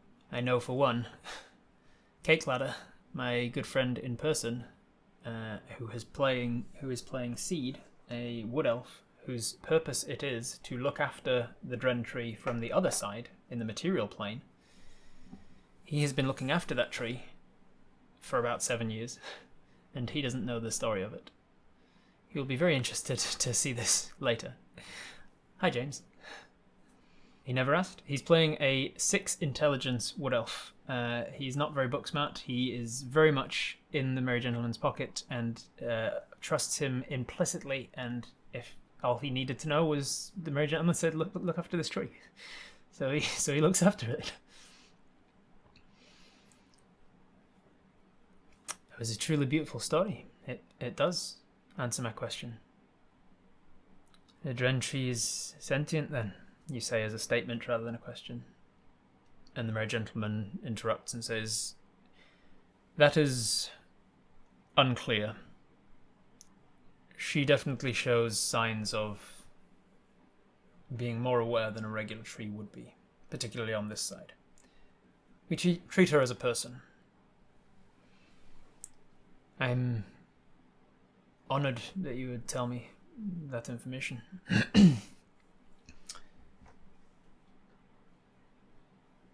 I think it's time for the next course, the Merry Gentleman says, having given everybody time to settle for a second. Looking down at the menu, you see that the second to last course, there are 3 things left on the menu, but one of them is not a course per se. It's not a course of its own. It is just the liqueur that will go with the final one, so the last 2 will happen together. The penultimate course is dessert. Dancing meringue, I think it's pronounced meringue. Dancing meringue. This coiled meringue fern is hiding its meringue below. Only those who have rhythm can partake in the sweetness. And as he says, time for the next course, and you all look down at your menu, you hear a little squeak of delight from the wild woman who says, "Oh, this is my favourite one." You press your thumb to the dessert, and it disappeared from from the page. And appearing on your plate, you see a coiled, vibrant orange and green fern coil. It's curled up like one of those really long German sausages, and it takes up the entire width of the dish. Appearing on your plate is this, but appearing in the centre of the table, where the fish had previously been, is a small gong and a small hammer. The Merry Gentleman reaches his hand out and the hammer whips to him, Thor style, with a tiny little gong hammer. And then he, with a smile and a flourish, boom, just taps the gong lightly. And as soon as the gong is sounded, the plant wakes up. It starts to unroll and unfurl, and then it reaches up and starts to dance in front of you. Once it's in the air, you can see that a delicate meringue is revealed beneath it. You watch the others as they pick up a little spoon. The wild woman has no cutlery. She looks at the Merry Gentleman and just sort of waits, and he looks across at her. Gives her a little shrug. She looks across at you with all of her cutlery in front of you. "I would like a spoon," she says. What do you say? Return it? And throw a knife at her? Sounds like she's asking for a favour to me. Give her a spoon because she can't cut us with it. You smile and then hand her one that's different to what everybody else is taking. Love it. You do that. You hand her a spoon, and she smiles, realizes what you've done, and just leans into it. As she takes the spoon, you go to cut into the meringue yourself, and the fern whips out and knocks the spoon aside. You go around the back, and it whips out and knocks the spoon aside. You try a third time, and it wraps the fern around the spoon and pulls it from your grasp, and then just kind of waves it in front of you tantalizingly, and then slows down and presents it back to you, and you take the spoon back. And at this point, you look around the rest of the people at the table. and you see that they are sort of dancing with the fern. There's sort of just they're still sitting in their chairs, but they're moving with the fern. They're vibing with the tempo that the fern is giving them. Each of the ferns has a different tempo to it. Like they're not acting to some unheard music. There is music in the room with you with the band, of course. But they're playing like really light background music, and these ferns don't seem to be dancing to that. They're just dancing to their own rhythm. And you can see that people are kind of just like vibing with it, just kind of moving with it, and then part of the movement is that the spoon will come out and they'll cut a slice off of the meringue, and they'll bring it to their mouth and just enjoy the dance with the music, with the sort of inner music. So let's see if Apis can get any of their dessert. You're going to make me a dance-based performance check. Dance-based means it's going to be dexterity, not charisma. So you are not proficient in performance, so you don't get to add your proficiency bonus, but it's just going to be a straight dexterity check, essentially. You're going to be twerking. Your fern is on the plate, just like throwing it back.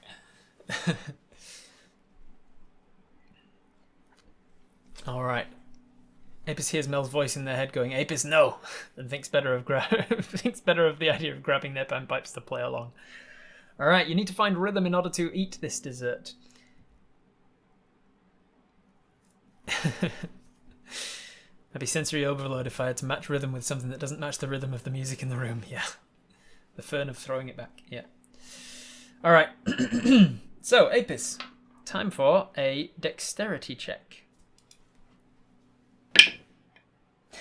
I think it's safe to say you get all of this dessert. With a nat 20, I think it's safe to say that you find the rhythm of your fern. You can vibe with this very well. Maybe it's all of the incredible endorphins that are going through your system from getting cut, and the adrenaline that came through your system when you got cut and then healed. Maybe it's the excitement of finding out that the merry gentleman once knew your mother. Maybe it's the dryad, the weird situation that you find yourself in, eating a delicious dessert in the Feywild. Whatever it is, you're really in the groove. You're vibing with it. I think Apis's panpipe's problem is not rhythm, it's melody then. Yeah, it must be. You are just vibing with this fern. You're dancing alongside it. It's dancing back with you. You're scooping up meringue. It's delicious. The apricot-coloured cream below is delicious. However, the better you dance, the more enchanting the plant is. So you now need to make, after you finish your dessert, you now need to make a wisdom saving throw against being enthralled and enchanted by this plant. And the DC was set by your dexterity check. So your dexterity check was a nat 20 plus 3, which means the DC is now 23. So let's see if you get so into this groove that you are completely enchanted by this fern. Oh, that was almost an 18. It was a 4. A 4 plus anything. Anytime we do anything musically good, there's consequence. It seems so in the Feywild, yes. Who'd have thought that the Fey, where I've said millions of times before that music has consequence and music has real tangible effect in the Feywild. Music is a huge part of the Feywild, and the effects that music can have on a person is a huge effect. Anytime that you do something that, like playing the panpipes with a nat 20 or dancing with a magical Fey fern with a nat 20, who'd have known it has some sort of magical effect? All right, so thank you, Fancy, for reminding us we have inspiration and a lucky horseshoe. Do we want to use our inspiration or lucky horseshoe to reroll that 4? Because it seems like we are going to get entranced by this fern otherwise. I don't think we can get to 23. We have a +2 wisdom. Well remembered, Tree of Dave. I wanted to see if anybody wanted to reroll, hoping to get a nat 20, a +2, to get a 23 total. All right, so no, we are not going to reroll because it's a waste of something that we literally can't beat that DC. So you get just into this fern. You've finished the meringue. The spoon is just laying somewhere forgotten about, and you have forgotten where you are. You are in the room with this fern and this fern alone, and this fern is dancing. It is taking quite some time to do so. Eventually, since we've lost control of our faculties, let's take the wild woman's hand and take her for a spin on the dance floor. You know what? High tech. I'm gonna say that happens. You don't even realize you're doing it. You don't know where you are. You're not thinking about your limbs. You're not sure where you are. You're just dancing. You're dancing with whoever's there with you dancing. It's not until you get a how would they do it? You get a very sharp tug of the hair, the back of your head. Ow! And it hurts. It's like not quite enough to do a point of damage, but it hurts quite a lot. It's a significant chunk of scalp that was just pulled. In fact, some of your hair comes out, and you look forwards to see that your hands are grasping one of the wild woman's hands, and she's like towering above you a little bit because you're a dwarf and she's slightly taller than that. She's looking down at you and she's smiling. You're standing sort of next to the table and you're dancing, and she's just tugged the back of your hair and she's got some hair in her hands. She's put and she says, "That was delightful, but it's now time for the mignardise and liqueur." And you're like, "Oh, what the?" And you look around the room and you realise that the plates had been cleared and the compliment has obviously been given, and the food has obviously been pressed on the plates as well, because everybody except for you has on their in front of their person some of the next course essentially. So you've missed the merry gentleman changing costume. He is now in a. It seems like he has made his suit for that last one. I think I forgot to mention. For that last one, it was made of cotton, like raw cotton. It seems like it was white and fluffy, and it's now back to his regular grass suit for this final course. You obviously missed the compliment as well, which would have been Hellenius complimenting the choice of drinks, the choice of drinks that were presented as well. That's mine, you say, holding out the hand for the missing hairs, and she smiles and drops the missing hairs back into your hand. You take your hairs back. You look very closely to see if she's holding on to any of the hairs. And with a 14 plus your perception modifier of quite a lot, you don't see that she is holding any of the hairs in her hands. It seems like she hasn't pulled them out in order to keep them. Did we skip a question? You did not skip a question. You did not skip an entire course. You finished the. Oh no, you did. You skipped an entire course because they couldn't snap you out of it for the dessert question. So, the dessert question went unanswered. You probably asked the lady to dance as your question, yes. Eventually you sit down back at the table, feeling a little bit sheepish that everybody else obviously wasn't entranced by their particular ferns. And you have skipped right to the 9th course. Sitting in front of you is the... well, not in front of you because you need to press it on the menu first. On the menu is the mignardise. The mignardise nuts, is... The mignardise is the forest floor. A ruby red drop laid on a bed of enriched earthen folly that tastes of chocolate chunks and fresh apple bites. The liqueur as well. As you press the mignardise, you see that other people have nothing on their menu, and you look around and see that there's a small liqueur in front of them, so you press that as well. It says liqueur, buttered maple. The last lick of sweet and salty to round out the meal. The plant is reminiscent of the dragon entrancing Lakara when we were younger, not a pleasant memory. Correct, yes. Things from the Feywild like to make things dance for their own amusement.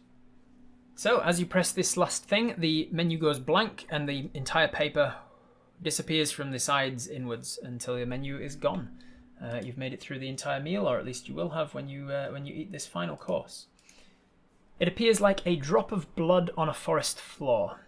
It's made of pastry, and it's decorated chocolate shavings to mimic dirt. You can see a ruby red drop filled with sweet cocoa and snapple sparks, which is like popping candied caramel shards. And you can see that it's laid on a bed of enriched earthen folly that tastes of chocolate chunks and fresh apple bites. You have a tiny little cake fork, and you can see that in front of her she has all of the remaining cutlery that she needs back again. So she's somehow gotten that back since you were dancing as well. The merry gentleman is having a good old time watching you dance. It seems like he has a very merry smile on his face as he's back into his regular a blade of grass suit. Were questions asked during that Miss Meal of any relevance? They might have been. You don't know. The merry gentleman turns to you, Apis, and says... Actually, no, he's going to hold off on that for now. The wild woman is going to ask you things instead. The wild woman will say...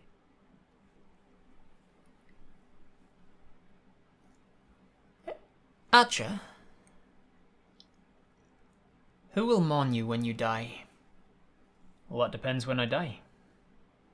Those that would miss me. The horse that I left in Shadrich. She seems to take that as truthful, not a joke. She seems like she didn't understand that you were joking about that. Those who loved me. Empress. Those whose lives I've touched. No one ever really knows the answer to that question, and they can never find out. Not exactly true in a world of resurrection and magic, Zenhauser. I expect those who know me and care about me will mourn me. I hope they then go on to celebrate my life. I trust that answers your question. Partially. It'll do. And she turns and continues to eat her food. The merry gentleman is holding off on his question for now. What do you want to... who do you want to ask this final question of? Obviously, you can ask questions outside of the meal, but of this question, of course, game that you are currently playing, who do we want to ask? We've got the merry gentleman, we've got the wild woman, we've got Dopnaish, we got Rikash, and we got Helenius. Oh, we cannot get to a consensus here. We want to ask the wild woman with 39%, merry gentleman and Rikash with 26%, Dopnaish with 9%, and nothing of Helenius. Alright, so I will drop off these bottom two. I'll drop off these bottom two, and we'll ask again with those three. Wild woman, merry gentleman, or Rikash. Alright, with 58% of the vote, Apis decides to ask the wild woman their final question. What is it we're wanting to ask the wild woman? We've got Batmat's suggestion of saying, being very specific about your answers, how would you have answered each of the questions asked at the table tonight? What interest does each of the Archfey have in the material plane? That could be an interesting question. If you had love in your life, would you have recognized it as such? That's a good question, given that she has said that she cares about her fellow Archfey, and what is important to her is the Archfey and the lions. She said they are important to her. She didn't say she cared about them, but then she did say she doesn't consider that she loves them. We could let's mess with her head. Would you have recognized love if you saw it? How would you cure a workers? What do you require of your champions? Ooh, that's a good question. Why did you vote against the merry gentleman? Alright, let's go with a poll. We're going to go with... What are the options here? We're going to go with... How would you have answered all of the questions asked tonight?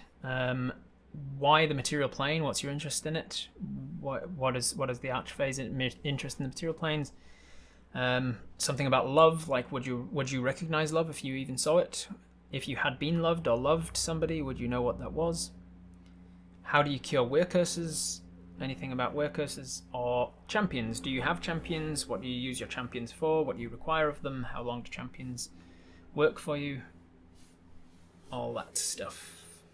Ooh, we don't have a majority. 45% want to say, how would you answer tonight's questions? 28% want why the material plane. If I'd have dropped off that one, and that one, still wouldn't have got 50%, so we'll go with how would you answer or why the material plane. Alright, with 64% of the vote, Apis decides to ask, what's with your interest in the material plane? Wild woman, what's your interest in the material plane stem from? Why are you interested in the material plane? And she says, huh. I'm sure you have found yourself curious as to what it would be like to be born of another sex. And your eyebrows raise like more than you know. Apis was identified as a different gender to how they identify now. I'm sure you've also been curious about what it would be like to be another species. You're a dwarf, yes? Aye. So what it would be like to be an elf? What life would have been like if you were born a gnome, or a human, or a goblin? I'm sure you've been curious what it would be like to have lived at a different time in history. Well, you see, and as she talks, her face changes. You see that she is normally standing this whole meal. She's been a humanoid woman with long, dark, wavy hair and an ageless but a bit girly face. As she talks, her hair shrinks down and turns a much lighter shade of brown, and the waves become really curled. And her face becomes very masculine-like, and she becomes quite a mature kind of gentleman with a beard, kind of like mine, I suppose. And her voice changes too, and she says, "You see, I can change my appearance at will, and it's not just the physical form that's changing, but the brain and how it works." And then she shifts from this into this like much taller, like Goliath-looking woman with grey skin and a bald head, and she looks like a much elderly Goliath, like really old and wrinkled, but with the tattoos and everything. Or I can turn from any species I can think of to any other that I have seen. And then as she talks, she shifts back down again, and she's like a little hobbit sitting in the chair next to you, and she looks like a little boy. She's like, so I've experienced a great deal of what it's like to be in different bodies. She shifts back to her regular form with her long wavy dark hair. She goes, I know what it's like to be those different creatures, those different genders, those different species. I'm also thousands of years old. So I know what it's like to live in different parts of history. I don't think there's a square mile of the Gaieté that I haven't been to at least once. There's very little here that I'm curious about anymore. But your plane is so different. Your plane is so sad. It's like here, but worse. It's like the gods looked at us and what we have and went, let's make that a bit shit. And then they made you. And it fascinates me to know why. Why did the gods want a worse version of us? And why so much bigger? Your plane is so much bigger than ours. Why did they want more of it? Such mediocrity. The music there is terrible. Your foods are unpalatable. No one has any style. It's fascinating to me.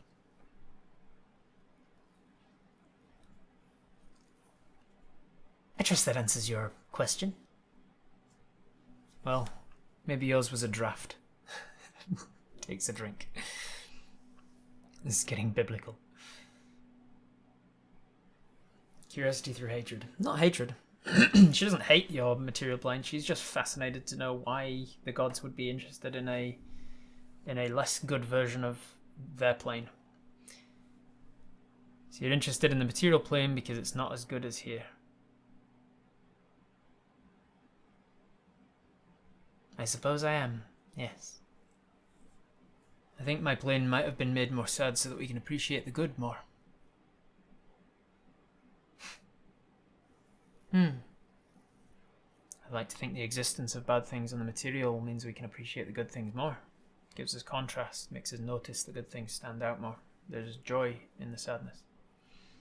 I suppose the gods have a different idea of what is good to you. Yes. Well, I'm not a god. Not yet. Ordval, this has been wonderful. She takes her liqueur and sups it back. And the merry gentleman, as she pushes her chair back, says,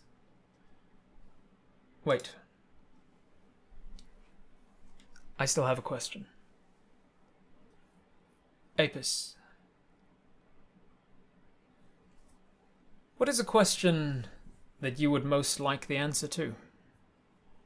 And that's where I'm going to leave it, to give you guys a week to think about it.